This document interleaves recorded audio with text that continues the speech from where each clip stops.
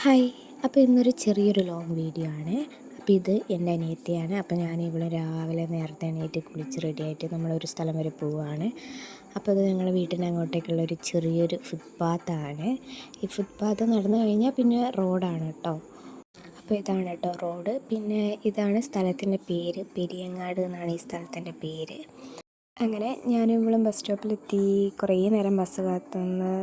ഇത് കുറച്ച് ഉള്ളോട്ടായിട്ടുള്ള സ്ഥലമാണ്. അപ്പോൾ ഇവിടെ അരമണിക്കൂർ 1 മണിക്കൂറൊക്കെ ഇടവിട്ടിട്ടാണ് ബസ്സൊക്കെ ഉണ്ടാവുള്ളൂ. ഞങ്ങൾക്ക് ബസ്സിന് കറക്റ്റ് സമയം അറിയില്ല. ഞങ്ങളിങ്ങനെ ബസ് സ്റ്റോപ്പിൽ വന്നപ്പോൾ ആരുമില്ല. പിന്നെ കുറേ നേരം നമ്മൾ കാത്തുനിന്ന്. പിന്നെ ഇത് ഞങ്ങളുടെ അമ്മേൻ്റെ വീടാണ് കേട്ടോ ഇവിടെ ഉള്ളത്. അച്ഛൻ്റെ വീട് വേറെ സ്ഥലത്താണ്. ഞങ്ങളിപ്പോൾ 2-2.5 വർഷമായിട്ട് ഇപ്പോൾ ഇവിടെയാണുള്ളത്. അങ്ങനെ കുറേ നേരം കാത്തു നിന്നിട്ട് ലാസ്റ്റ് ബസ് കയറി നമ്മൾ ടൗണിലേക്ക് പോയി. പിന്നെ അവിടുന്ന് ബസ് മാറിക്കയറണം. അങ്ങനെ ബസ് മാറിക്കയറി അറ്റ് ലാസ്റ്റ് നമ്മളിവിടെ എത്തി.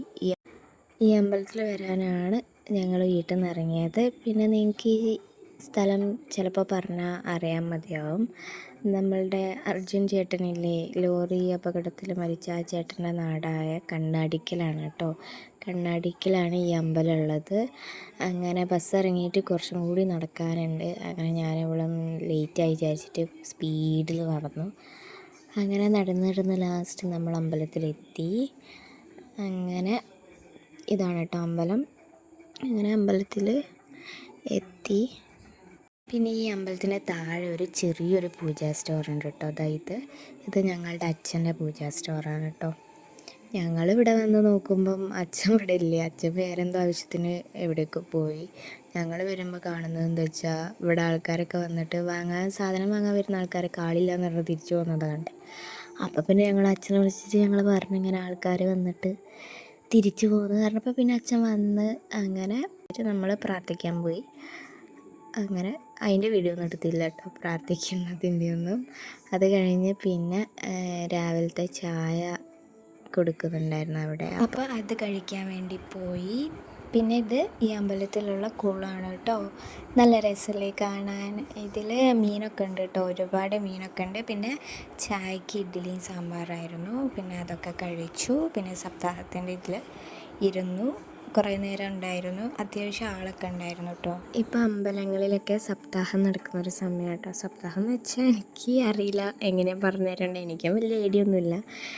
ഞാനും കഴിഞ്ഞല്ല ഞാൻ ആദ്യമായിട്ടാണ് ഇതൊക്കെ കേൾക്കുന്നത്, ഇതിൽ പങ്കെടുക്കുന്നതൊക്കെ. അപ്പോഴാണ് എനിക്ക് മനസ്സിലായത് ഇങ്ങനെയൊക്കെ അമ്പലങ്ങളിൽ ആചാരങ്ങളൊക്കെ ഉണ്ടെന്ന്. അതിൻ്റെ ഭാഗമായി സപ്താഹത്തിൽ ഒരു ഇതാണ്, നമ്മുടെ കൃഷ്ണൻ്റെ വിവാഹം ആവുന്നൊരു സമയമാകുമ്പോൾ രുക്മിണി, ഏതെങ്കിലും വിവാഹപ്രായമായ ഒരു കുട്ടി രുക്മിണി ആയിട്ട് കൃഷ്ണനെ വിവാഹം ചെയ്യുന്നതായി സങ്കല്പിച്ചിട്ട് ഒരു ഇതൊക്കെ ഉണ്ട്. അപ്പം അത് എനിക്ക് ആവാൻ സാധിച്ചു. ഞാൻ വിചാരിച്ചിട്ട് പോലുമില്ല, എങ്ങനെയോ എന്തോ അതിനുള്ള ഭാഗ്യം എനിക്ക് കിട്ടി. അങ്ങനെ രുക്മിണി സ്വയംവരെ ചെയ്തു, രുക്മിണി ആവാൻ സാധിച്ചു. അപ്പോഴാണ് ഞാനും അറിയുന്നത് ഇതുപോലെയൊക്കെ ആചാരങ്ങളൊക്കെ ഉണ്ട് അമ്പലത്തിൽ. അപ്പോൾ ഒരു വിശ്വാസം എന്താണെന്ന് വെച്ചാൽ ഈ രുക്മിണിയായ വിവാഹപ്രായമായ കുട്ടികളാണ്, പെൺകുട്ടികളാണ് രുക്മിണി ആവുക. അപ്പോൾ ഈ രുക്മിണിയായ കുട്ടി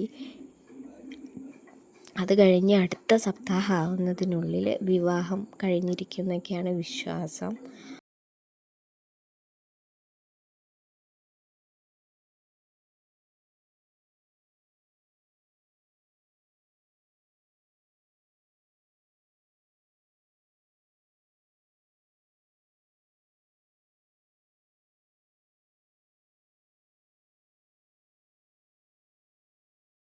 പിന്നെന്താ, കുറേ അവിടെ ഇരുന്ന് ബോറടിച്ചപ്പോൾ ഞാനും അനിയത്തിയും കൂടെ എണീറ്റ് അച്ഛൻ്റെ പൂജാ സ്റ്റോറിൽ പോയി. എന്നിട്ട് അച്ഛനായിട്ട് കുറച്ച് നേരം വർത്താനം പറഞ്ഞിരുന്ന്.